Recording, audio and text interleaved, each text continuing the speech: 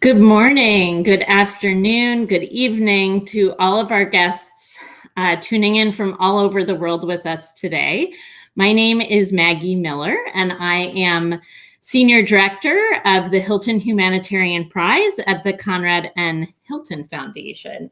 And we at the Hilton Foundation are just so thrilled and excited to be partnering with Atlas Corps on our first ever Virtual Leadership Institute, which we are offering to all of our prize laureates. It's really meant at the broadest level to help support the growth of the next generation of humanitarian leaders around the world. And I know today we have the much broader Atlas Corps joining us as well. So welcome to all of you. I'm just absolutely delighted and excited for the conversation that's about to take place between 2/3 of our former Hilton Humanitarian Prize laureates. I'm going to introduce our moderator, who will introduce our other two speakers. Welcome, Zainab. Good to see you. So Zainab Salbi has so much experience and so many accomplishments, many too many to mention here this morning. But what I'll start with is that at the age of 23, Zainab founded Women for Women International, which is a grassroots humanitarian and development organization dedicated to serving women survivors of war. This organization, of course, received the Hilton Humanitarian Prize in 2006. Zainab is also the author of several books, and most recently, she's currently the co-founder of Daughters for Earth, which is a $100 million fund aimed to mobilize women to actively engage in climate change solutions. I could go on for 20 more minutes, but I'll stop and hand it over to you, Zainab. Thank you so much for joining us for what I know is going to be a thought-provoking and inspiring conversation. Thank you, Maggie. I really appreciate this kind introduction. And I appreciate, honestly, not only you, but all the team at the Conrad Hilton Foundation and the Conrad Hilton Award. As an awardee and a laureate, I had the privilege of being part of the family. And it does feel like family indeed. Once you're in, it's sort of your embrace in all different ways. So thank you for providing that space and providing that support and providing that love for all of us. As I prepare for today, I was thinking that perhaps there has never, it has been a long time since humanity has lived through such a pivotal moment in our lives, in our history, a moment that created a shared experience for all, on the one hand, with COVID-19. And on the other hand, it provided limelight on the disparity that exists in our humanity between those who have and those who don't have, between those who have food and those who are hungry, between those who are healthy and those who are unhealthy. And it makes our sector, the humanitarian sector, even much more important than ever been. It puts the pressure on us not only to raise awareness about that disparity in between us in humanity, but also about what can be done in an active, productive, loving, and kind way that we can all move forward from this turning moment in our common history as humans, together forward in a healthier, hopefully way. A lot of people say coming back to normal. I would say go forward to the new normal. We are to shape the new normal, as a matter of fact. And so with this, I want to do two things. One is I want us to take a moment to actually all go to our heart, because the essence of anybody who gets involved in the humanitarian sector, it's heart. That's what, otherwise you would not go. None of us would do the job, but it's back to our beautiful heart and big hearts that allows us and gives us the energy and the inspiration to go and do the hard work. And talking about her, and yet sometimes we ignore our hearts in the journey, and we go, and because as we see the darkness of humanity, as I call it in my humanitarian work, you see the worst act of humanity, but you also see the best act of humanity. You see all the tears, but you also see the laughters, and you see all the challenges, and frankly, you see all the inspirations as well. And that's, I think, what keeps us all going. And today's conversation is about how do we go back to not only how do we move forward, but how also do we move forward based on the principles of our hearts, ourselves, our leaderships, our teams, our community, and the world. So how do we bridge all of these conversations together? Because we are indeed the leaders we all are waiting for. This is it, this is us.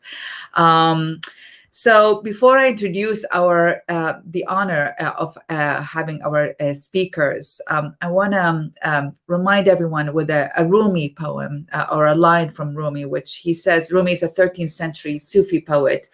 And he says, when someone asks you what to do, open your hands like this and light a candle and say, like this. Just light a candle and show what anybody can do to make a difference in this world. And I have the honor truly to be in conversation with Elena Bonamatti, CEO of Tostan International, and Dr.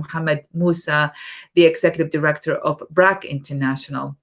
Both are colleagues of my friends. I have to admit that I've never had the privilege to meeting them. I know the founders of both organizations very well, Dr. Sir Abid, and Molly Mulchin. And so I had the privilege of working with the founders of the organization. I call them dear friends. And now I have the extreme excitement to know you and to be in conversation with you and to collaborate with you. And with this, I want to ask each one of you to start with a 2 minutes introduction of yourself and your work. And I'd like to start with Elena, if that's okay. Over to you. Thank you, Zainab. I'm so honored to be at this table. Dr. Musa, also to be with you in this conversation. So to start with maybe Tostan. So Tostan is a West African organization, but also international organization. We made long time ago the choice to be close to the communities that we serve. And Tostan means breakthrough in Wolof. And this is where our headquarters is and where I'm based with the team of Tostan International. I think Tostan is known, perhaps best known for the impact that it has had for women and girls, and in particular in reference with the abandonment of harmful practices. But actually, when I joined Tostan 4 years ago, following, of course, big shoes and stepping into the role that was played by our inspirational founder, Molly Mulchin, I really found an empowering education model that was really lifting up the whole community and actually community well-being, and this across a range of sectors. So education, health, the environment, economic empowerment, and governance. And actually, I found a model that was very cost-effective, that put a focus on sustainability and really ownership by the communities that we serve. So I must say that this resonates with me personally. So I've had the privilege really to live and work with my family on the amazing African continent for more than 20 years now. So actually it came so naturally to land at Tostan because what we do resonates so much with what I feel. And to go back to Zainab, but with my heart, and of course with the brain as well as a leader of organization. So yeah, so I'm excited to be at this table because the Hilton Prize, 10 years. So I joined in 2017, 10 years after we won the prize. By far the greatest recognition our organization has had. And I think I still felt when I joined 4 years ago, the power, the transformative power that prize had for Tostan. And so we are really grateful to be part of this conversation, and I look forward to it. Thank you. Over to you, Dr. Musa.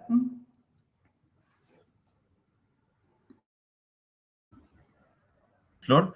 I also welcome everybody. My name is Musa Muhammad. I'm from Bangladesh, and I'm working with the BRAC International as its executive director. But I would like to take this opportunity to talk a little bit about BRAC. As Zainab mentioned, that BRAC was founded by a great leader, and his name is Sir Fazle Hassan Abed. And going back to the history, in 1972, when Bangladesh had its war of independence, that caused more than 3 million people are kind of killed. Many are displaced, refugees. And at the end of the war, people are coming back. And as they are coming back, it was a devastated country. People lost their homes, they were burnt or looted. And that was the time when the country needed to be rebuilt. Sir Fazle Hassan Abed was working in a multinational company in England in a very senior executive position. And he thought this is the time to go beyond his own individual interest to do something for the people for whom he thinks the life should be. And he looked at himself and saw what is available to him. And he had only one small apartment in UK. And he sold it out. And with that, he went back to Bangladesh, to a remote rural areas where refugee returnees were coming back. And as they were coming back, they did not have any house. And he thought, with the money that I have, little money, by selling one of my apartment, I'll help them build their houses. So he organized all those villagers and said, I'll be helping with your materials, and you have to build your own house. And that's the beginning. 900 plus houses are built with the money that he bought from his own one apartment. Those are little huts, but gave the hope. And as the hope began to come back, then other organizations came to request him, can you build on that? And that was the journey with it BRAC began in 1972. Now, today, it is one of the largest organizations dealing humanitarian and development programming in the world. We are in 11 countries in Africa, Asia. I have had the opportunity to work in Africa for 10 years, Asia for another 15 years, in different countries, altogether 8 different countries where I lived and worked. That gave me personal learning opportunity, but also by working with Sir Fazle Hassan Abed, gave me the opportunity to really be a person who can lead with heart, not just with brain. And I'm honored to be able to come here today. Thank you very much for having me. Zainabji, you are mute. Oh, sorry. I love the mention of heart because I think in this time, the moving forward entails heart and mind. We can't only do with mind anymore. I feel like our mind got us to this moment in time, and now we're moving forward after COVID. I feel we need to move with heart and mind. I have a question for both of you, which is around the principles of the Hilton Humanitarian Prize Laureate Virtual Leadership Institute, self-development, or developing self, developing others, and leading movements. Developing self, developing others, and leading movements. How do you center these practices in your work, both internally and externally, I would say in yourself, frankly, because then that's from where I believe the organizational work comes. So how do you do it both for yourself as well as for your organization? Maybe Elena, you want to start? Absolutely. Thank you for asking these questions, Zainab. I said in the very beginning that I found an empowering education model in Tostan that enhanced community well-being. And actually, well-being is the key word we have at Tostan. And I think it responds to the 3 questions. We have engaged, we have committed programmatically to scaling that well-being. Of course, in the countries where we operate, we have a strong footprint in West Africa, in Senegal and the neighboring countries, but also beyond that, through the Tostan Training Center, where we really share our methodology, again, to bring community well-being to so many other organizations that came and shared with us what we have learned in the past 30 years. So when we start from well-being, we can see that self-dimension, the dimension of others, and to me it's the other we work with. So it's as well the colleagues, as well the community that we partners. But when it comes to movement building, it's really that community well-being that is spread. And, we have a specific strategy for that to become really like a social earthquake, where positive social norms are really spread across the social networks. So let me go back to that. When I joined, I felt, of course, we had very inspired on advancing this work on community well-being. But the staff were really asking that question: what about our well-being? What about the staff well-being? And and that was a very relevant question. As humanitarian organization, we focus on the mission. We are mission driven. Everyone, as you said, comes first. The communities that we serve come first. What about ourselves? What about the staff? Are we investing enough in their well-being, in their professional development, in their path, in their journey, in their journey with the heart, again, to go back to the image, and with the brain? So we invested, and we had the chance to really participate to a research program which is about organizational well-being, so that we can really align the programmatic move towards their well-being as well as the internal agenda. And I think if you want to live the talk, if you want to walk the talk, you need to be an example. So as a leader, I need to do that. I need to take care of my well-being first, so that I can model others to do the same. So it has been a tremendous opportunity, of course, to exercise the self-care during COVID, really taking really choices, making choices, informed choices with those lenses of well-being when the pandemic hit. So I think really practicing well-being, walking the talk, align programmatic well-being with, of course, the conducive environment at the workplace that allow for the person to really fulfill their full potential, at the same time to find a conducive environment to practice self-care, as well as leading by that. So modeling that has really resonated very much with us. And we have so honored that we have been having a lot of attention towards what we're doing in terms of well-being internally. And so I will be very happy to share some articles that we publish around this work in the past 2 years. Mm-hmm. Thank you. Dr. Musa? Thank you very much.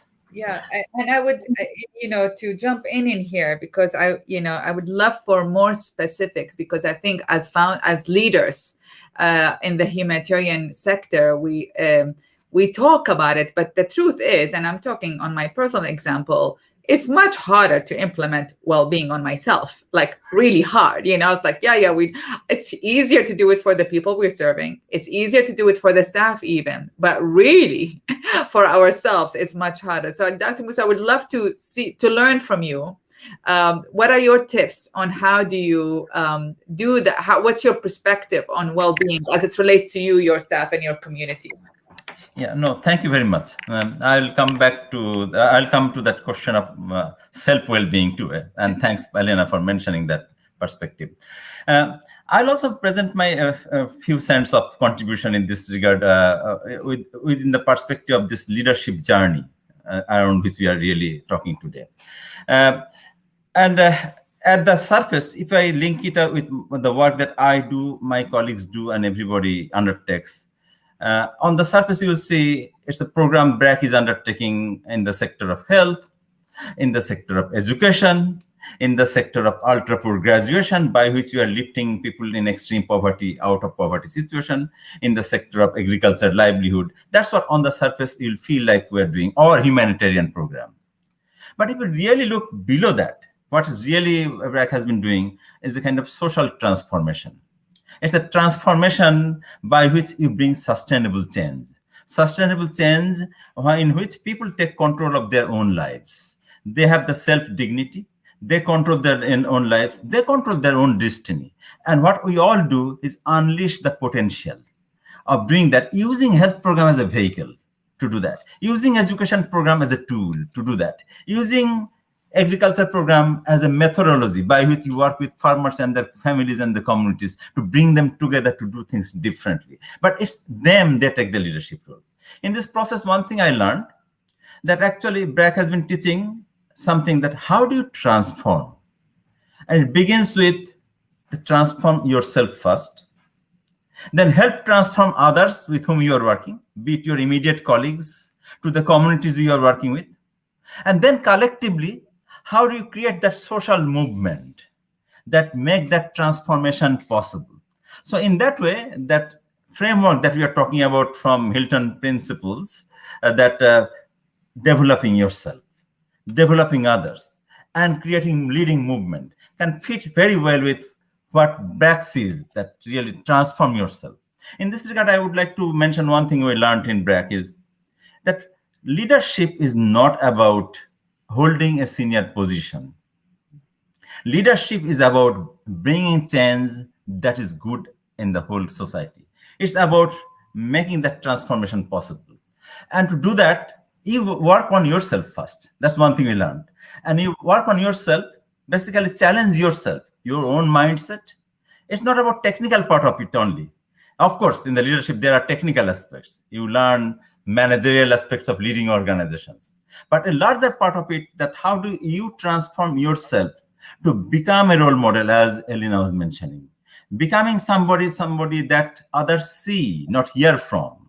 And therefore, others begin to really follow that by their own willingness. And that's what the most challenging part of becoming a leader, where you demonstrate by your own action. In that way, your humility, humbleness to begin with, respecting others, to really make sure that you are tapping the knowledge of others, be it in the local communities, be it your counterparts, partners, be it your own stuff. And that's one big thing. And when you are basically listening to them, be a good listener. And not only listener, you learn. And the learning is a process by which basically one thing you need to do, that how do you really change your own behavior? And I would like to mention that here I was fortunate that I was a student of my mother. And she literally taught me what kind of human being you want to be. She literally taught me that your life would be not complete unless you share it with others, unless you do things that bring changes in others. That really got further enhanced when I joined BRAC, and in my previous organizations, that got really strengthened, and that was a helpful thing. So I would say that internal learning is good. On well-being thing, how do you feel well-being? You are really feeling well-being. It's basically an inner satisfaction that eventually give you a higher level of well-being than the physical well-being you may take from resting or traveling. And that inner satisfaction often comes by saying a child who would otherwise remain hungry is having food.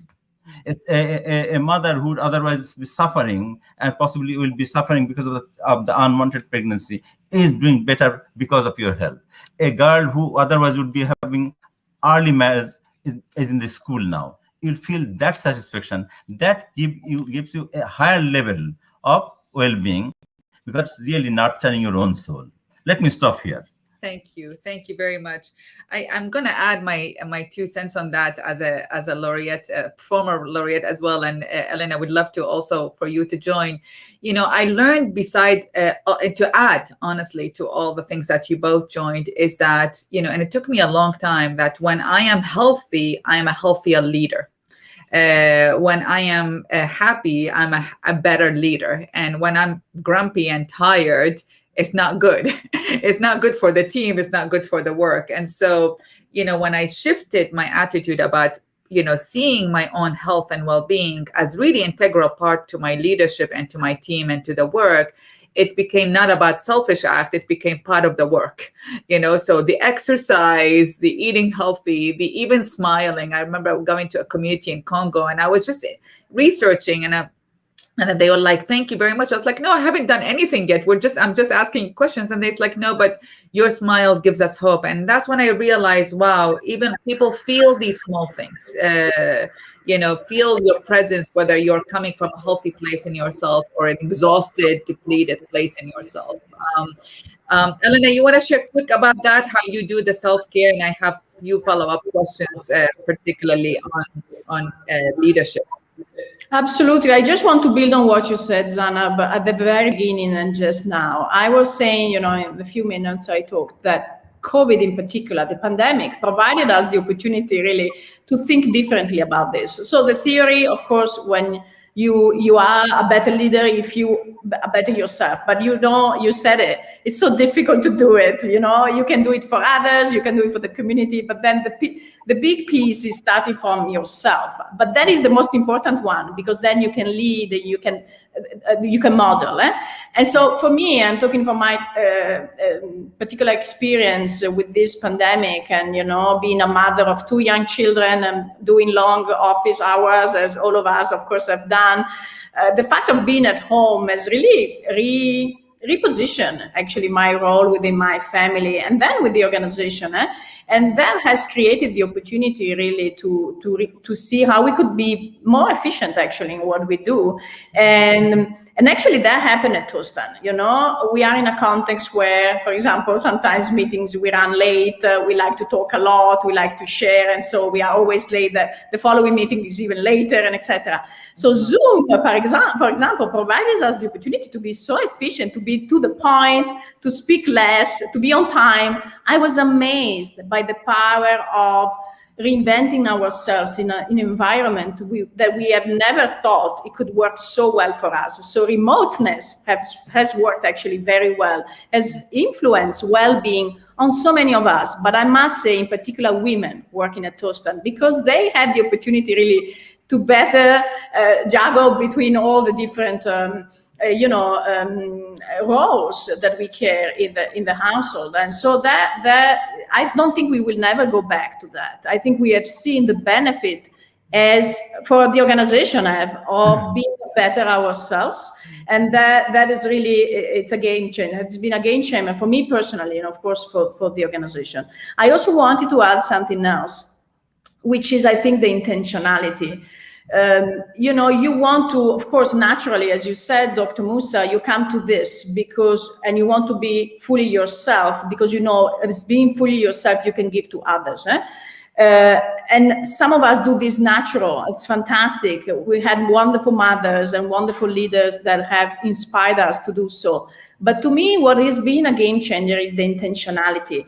As manager of the organization, to use the lenses of well-being in making choices for your staff, for the organization. That I ask, why did you take that decision? Did you have that lenses of well-being when you took that decision? To me, that was a game changer, the intentionality, and that's why I was really keen in saying that. Beautiful. I want to talk about succession, because you both followed the footsteps of giant leaders, and particularly founders of organizations, which it has a very particular stories around founders, and you both have succeeded in that transition. I would love to hear from you, some points of where are the major points that one needs to be aware of as you address the transition in terms of potential challenges, and where are the key reasons for success that made the path of transition better and easier for all. Can you talk about that? I will start with Dr. Musa, because you're sort of the fresher one, having made the transition more recently from the late Sir Fazl Hassan Abed and the beloved. You want to talk a little bit about that, Dr. Musa? No, thank you very much. In succession, one of the important things is the people with whom we work. Organizations are not buildings. Organizations are not rules and regulations. At the end, of course, they are there. But it's the people with whom we work. And one of the key points is that your people with whom you're working, you're part of a community with whom you're working. How do you really make sure that they remain focused on the purpose for which the organization exists? So one of the key things in the succession is to make sure that when this kind of transition takes place, of course, there will be a kind of chance of getting a little bit shock in the mind of the people who worked with your previous leader, who was kind of the founder, and you kind of see that. But how do you bring those people together back again?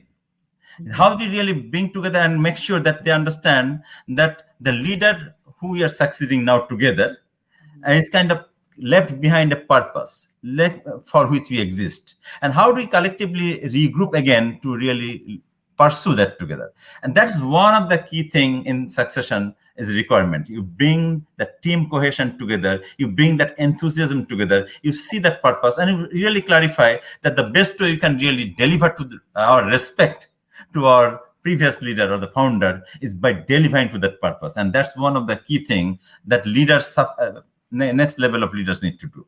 In this regard, I found that an important thing is, like we did, a series of kind of, first we began with a retreat, bring people together. But then soon we were unfortunate that COVID-19 also came in our case, as a kind of, which were kind of separating us out.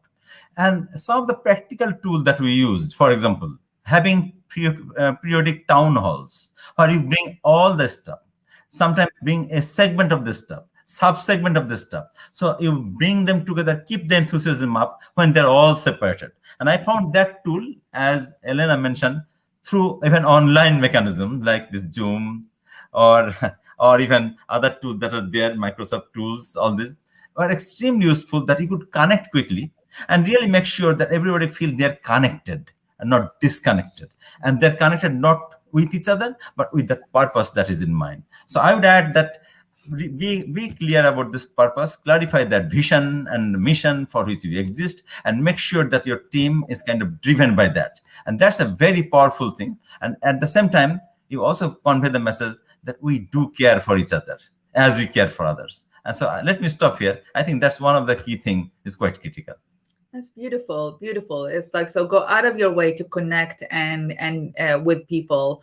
I mean, in your case, Dr. Musa, also it's a different case than what Elena situation, because, you know, Dr. Abid unfortunately left us here, and it was a different kind of transition. In your case, Elena, it's, you know, Mali is still alive and well, and I'm curious. And fully engaged with us. Wonderful. I'm curious, how did that happen when the founder is still in a prime time of her age, even, I would say, you know, and yet still made the transition. I obviously have gone through that myself with Women for Women International, but I'm very curious to learn about your experience, Elena, in that transition. Thank you, Zainab. This is a very important question for me, of course, as an incoming leader after, you know, a CEO who was there, not only an inspirational founder, but a CEO for 27 years. So definitely the transition has been a pivotal moment in the history of Tostan. And so, you know, I think we need to recognize this is not an easy process. And so I think it was very clear for me and for Molly, this needed to work for me as the new CEO, for the organization, and of course for her as the founder as well. So there were these three pieces which were very, you know, critical and important.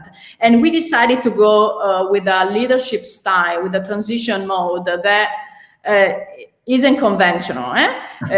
So we decided to adopt a model that is called a table for two. So Molly is today a full-time employee of Tostan, more energetic than ever, because she has, you know, took management, you know, she put the management aside. So she has a revamped energy. So she's really our creative director.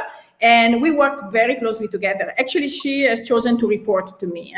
So I think the key success factor of that transition, of that successful transition, but it's still ongoing. It's a process. It's not something that happens, okay, here you go, here's a new CEO. It doesn't happen like that, because it's about people, as Dr. Musa said.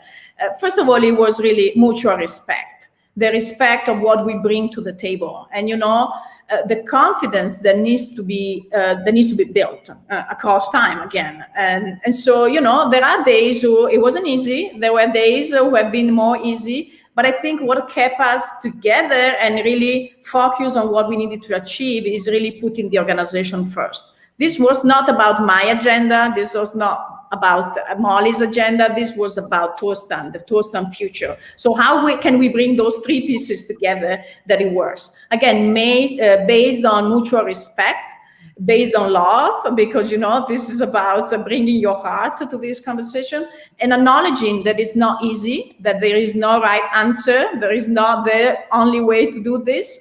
You need to build this together. It's a process. It's a process that comes together. And I think both of us are very happy today, because we are an asset, an incredible asset to the organization today. But I think Molly was very brave and recognized that it was time for her to step back, and she was the one actually to empower me to go forward. We discuss a lot, almost on a daily basis. We almost always disagree, but then we find a consensus. We bring our own perspective, again, for the benefit and for the future of this organization. So again, it has been an amazing journey for ourselves as a person, as individual, and for the organization. And I think we are proud of that. And again, I'm sure we would have done it differently. Every day has been, of course, a new thing, a new discovery, but we are happily steering this organization together today. And of course, we are very proud of that. I mean, I don't think there's any easy way to do it, to be honest. I know Dr. Musa has some another comment to talk about that. In my case, just as a founder, what I decided, it was a mental decision. It was a mental and emotional decision that I sort of decided that I will pass on the baton to the new leader, and that I shall respect the new leader's decision, whatever it is. I will express my opinion, but then I really have to step out of the decision making, because I needed to. For me, the principle was to pave the path for success for her, and to pave the path to success as a founder was actually stepping away from interfering in the decisions, because as a founder, you have a more of an influential voice. And so really my attitude was to support the leader, whoever she is, to succeed, so she may succeed as in her own merit. And if it doesn't work, it's also not because someone interfered in her decisions and her success. Dr. Musa, you want to add to this discussion? Very quickly, I wanted to say that one other thing we learned about this succession, that how our founder, in case of BRAC, prepared himself and ourselves for the succession. His contribution itself was enormous. He brought me on board 4 years before he handed over everything and said, "I'm done." So we had opportunity to work together. As Elena mentioned, every evening we were sitting together 3-4 days a week, talking about history, the reason why we exist, and what our future goal. And those are the kind of things he was preparing us. And when he was handing over, he prepared a whole board to take over from that level and take the journey further forward. So role of the founder or the leader who is handing over is equally important, if not more, in making a successful transition and successful succession, as much as the who is newcomer and taking over the baton. It's very true. It's very true. We have now arrived to the Q&A part of our discussion. So I'm gonna read some of the questions, and I have one from Amelia, who says, "Who are your mentors or role models, and how have they, your mentors meaning, helped? What have they done to stay true to their North Star, true purpose?" Who wants to take that? I can begin if. All right. Sure. Okay. No, thank you. I think I almost began answering that question in my last contribution. My primary mentor was my founder himself. Because it was great to, as I said, it was great to be able to sit down with my leader before and then really sit with him and learn about the vision. But more importantly, one of the things he was encouraging, learn from others too. Have your colleagues, your peer groups as your mentor. Have the colleagues who report to you as your mentor. Have the community people to be your mentor. And it's amazing that push from him allowed us to learn from others. Learning is more important.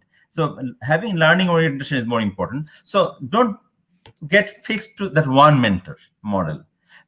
Make sure that people with whom you're working, who reports to you, they can be your best mentor because they see you through their lens. And if you're genuine about it, if you really open up with them and they are feeling fearless, they would give you the best possible mentoring support who actually report to you. And that's one of the best things I learned. That's beautiful. That's really beautiful. Elena?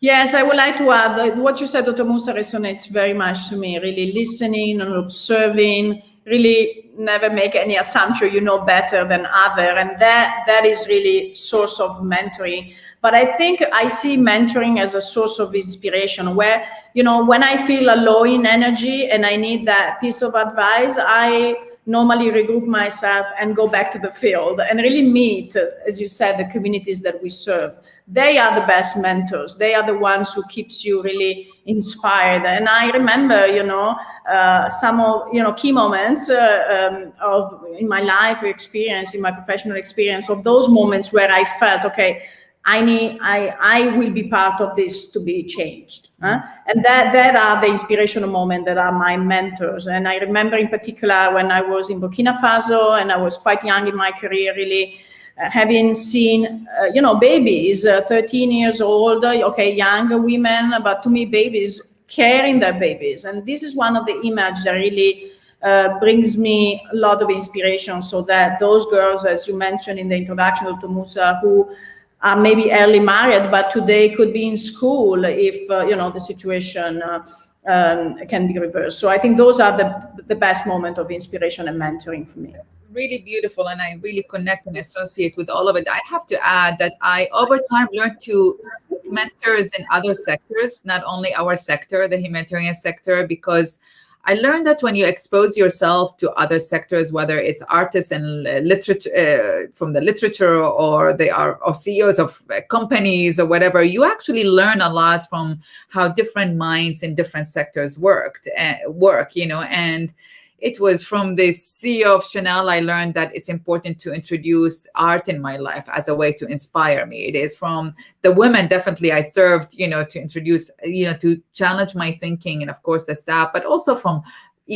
authors and all of that. Like, always surround yourself with different people, who would inspire you and bring you different limelights into your life and into why we are doing and how do we do it in a healthy way. We have another question. It says, as a leader, how do you balance delivering programs, completing objectives, and reporting to your donors with the need of looking after yourself and your team? What would be your indications of achieving that balance? And without knowing who the question came from, because it's a hard balance. It's really a hard balance. I mean, the work can take over you so easily. It's things that we all face. How do you deal with it? If you can give a quick tip for that each. I don't know who wants to go first.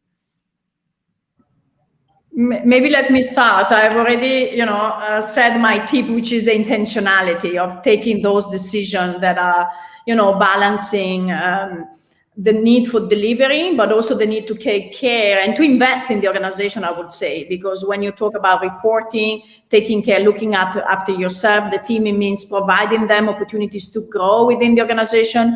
No one has never money enough for investing in training, take some time off to pursue that particular experience, or take some time to do a specific research.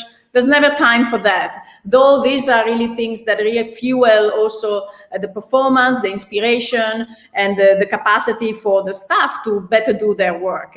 And I would also say, in particular, because this person mentioned reporting to donors, I think bring the supporters of the organization into what it means to really work for an organization. It cannot be only about programs, Some of them are asking you, how much do you invest in this? I don't think it's a question of the ratio in terms of a financial ratio. It's a matter of allowing people to do their job, to deliver quality, also because they fuel what it brings them to bring quality. And so I think bring the supporters into that journey. It's very important, and speak the truth. You can't just say, say something because people are expecting you to say that thing. I don't think that gives us service in this sector. I think we should say that it is normal to invest 20% of our annual budget into training, to invest in our organization, because 80% to the programmatic work is a lot, but in order to be able to deliver quality, we need to that 20% really in investing in ourselves. Over to you, Dr. Musa.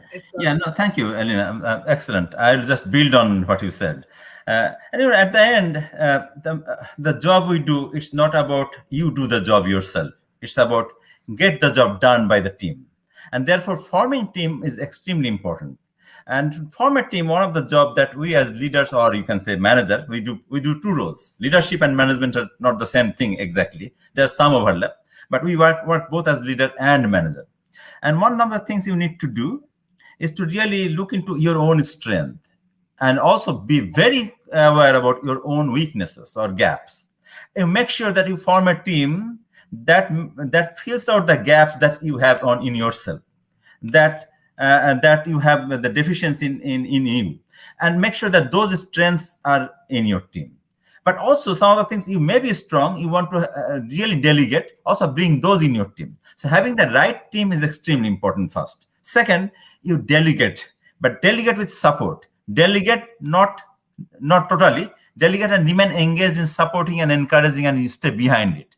Let that team members make mistakes. It's like a soccer game. In the soccer game, you will find a captain in the field, but there are other 10 team members. And captain alone does not play. Captain finds out who has what strength and what the ball should be given to for what kind of thing. So figuring that out and making sure that you are getting all of the job pieces done by your team, and therefore you make your time so that you can also relax, take care of yourself while the game is ongoing. But make sure that they also feel that you have not delegated and removed yourself. You delegate and staying engaged, but engaged not to interfere with their job, not to micromanage, but to make sure that they feel they are being supported as needed. And that's the way to go. No, I really love that. And when I'm hearing also through the lines is sort of allow for vulnerabilities, mistakes. We sort of don't allow ourselves to make mistakes, and there's zero tolerance. But, when you look at the corporate sector, they allow for mistakes, and we are dealing with hard circumstances. So it's sort of, rather than being ashamed of our mistakes, it's sort of, what I'm hearing from you is allowing it, talking about it, showing vulnerability in the fact that this can happen to all of us as individuals or as collective organizations. And I would use it as an engagement even with the donors, because whenever I went to a donor, I said, I made this mistake or I failed in this project, the response actually was more positive than negative, because it was transparent from me and not hiding or shying away from it. I have a question from Natia and Noor, who says, how do you unite a team around a shared vision? And how do you handle disagreements on organizational goals? If I may jump in. Please, I see you ready. No, sorry, I forgot to mute myself, but let me go ahead. Actually, to begin with, creating shared vision itself is an exercise by which you create enthusiasm of everybody. And shared vision has to be genuinely shared. That means you collectively create that vision for which you want to go. And there are various tools in the leadership and management literatures, and many of them we apply, by which you come together with your analytic background and analytic data, sit together and create the vision, which is exciting vision, which must excite you, which must really give you energy, which must drive you forward, and not just you. The team feels that this is the one, yes, you want to do. And creating that requires a facilitation methodology. And as a leader, one of the tools you often use is facilitate. Facilitate rather than tell. So being the team, facilitate a process where you co-create that vision. And once you co-create that vision, all of the disagreements and other things will be coming to the debate. And helping team navigate through the debates and discussion to reach to an agreement that this is something exciting you want to go to will automatically bring that commitment. And that's one of the things I have applied and seen that it works. Thank you. Elena? Yeah, disagreement is so healthy, as I said, brings to the debate, brings to the discussion, because things need to be discussed. We have different interpretation of what we want to achieve and how we want to achieve. But I think and there should be discussion about this. And of course, that brings to the consensus that then is carried forward. What I think is not debatable in a sense of cannot be compromised is the shared values that bring us to the work.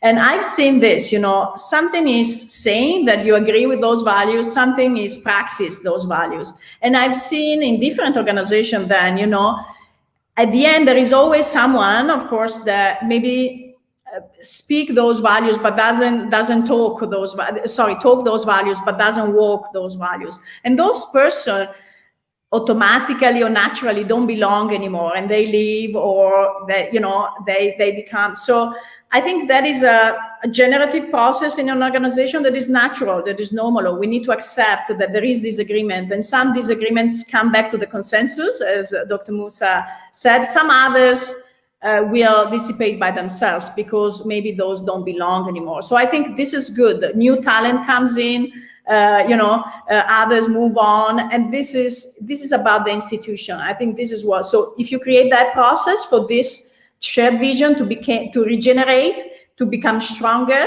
and you have processes that really fuel that, I think that makes the organization very strong and really aligned in the mission.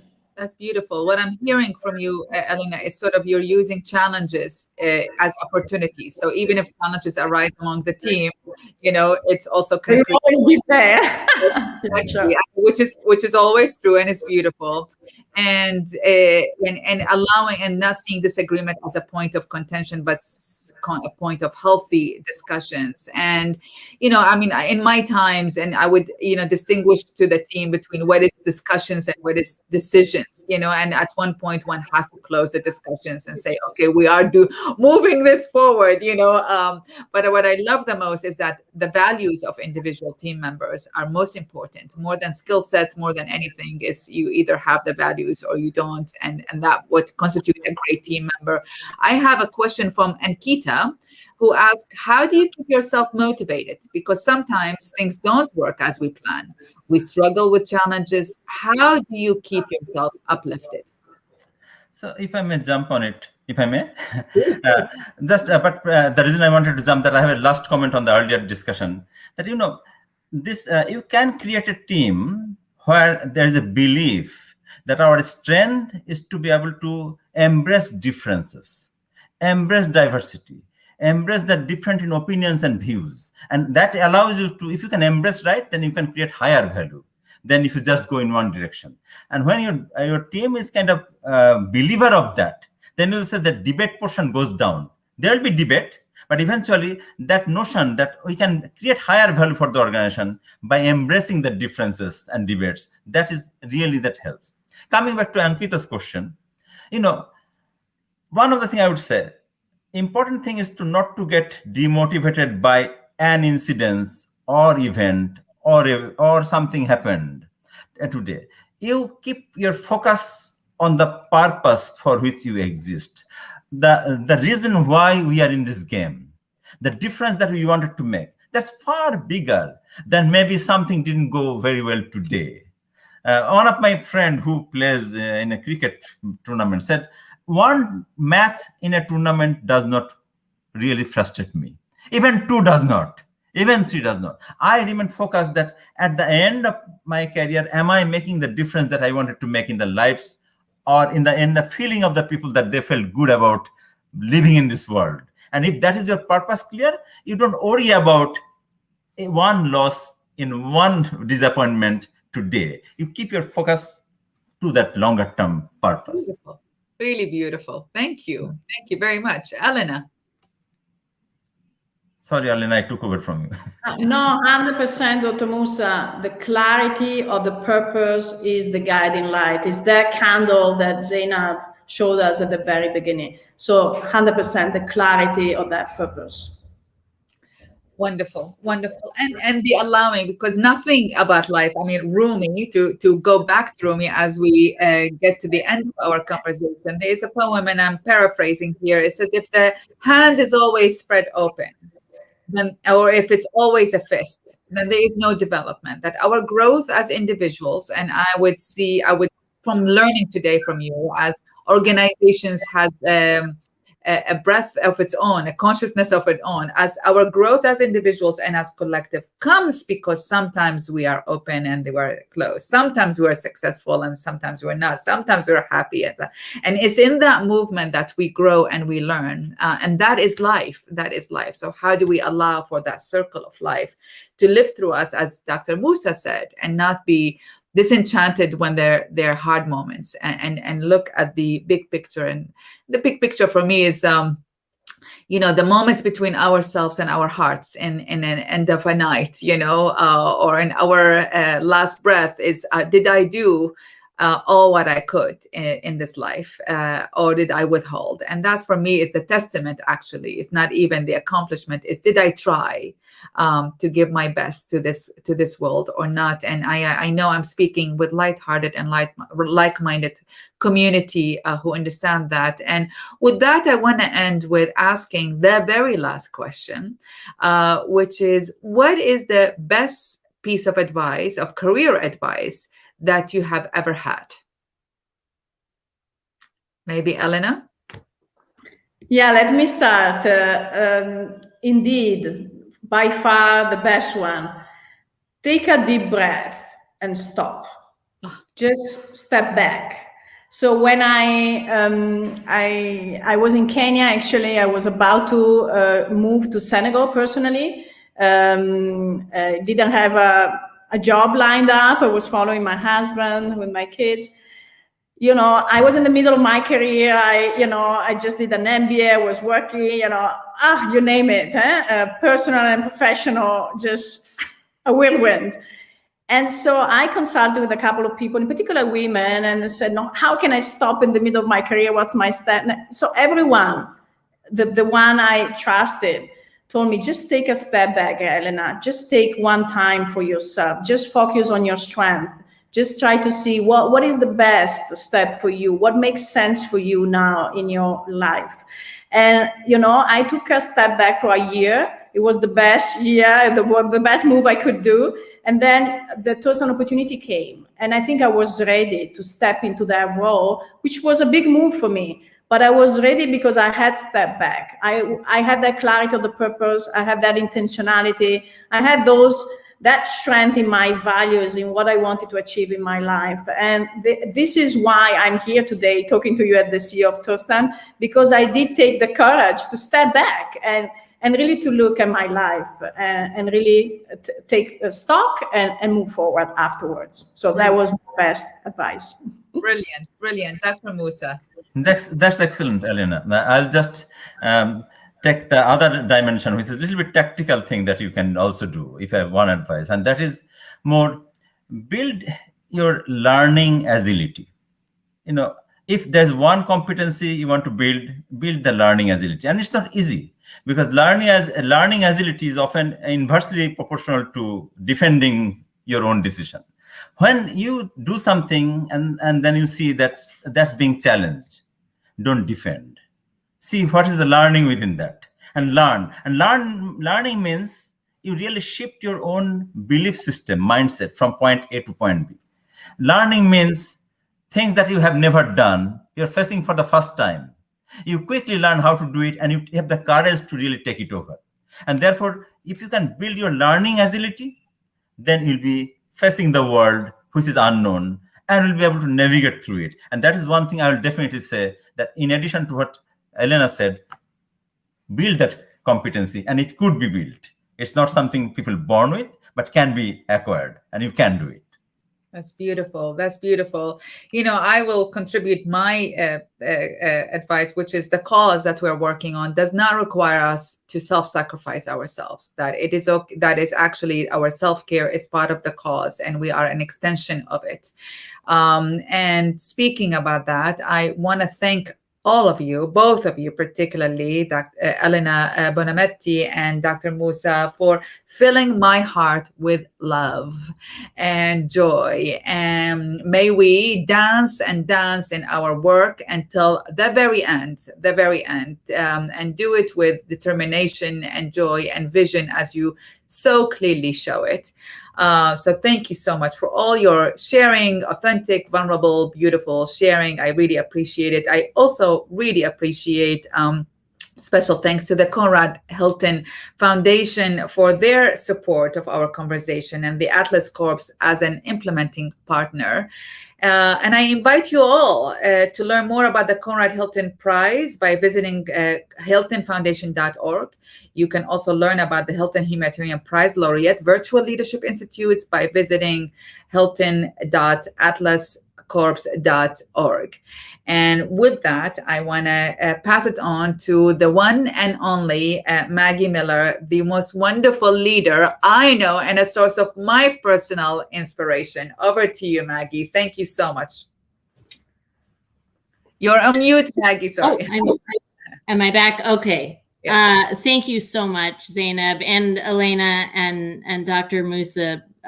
Truly, truly, truly, it's so interesting. I feel every time at such a loss of words after listening to our prize laureates, because your work is just so phenomenal.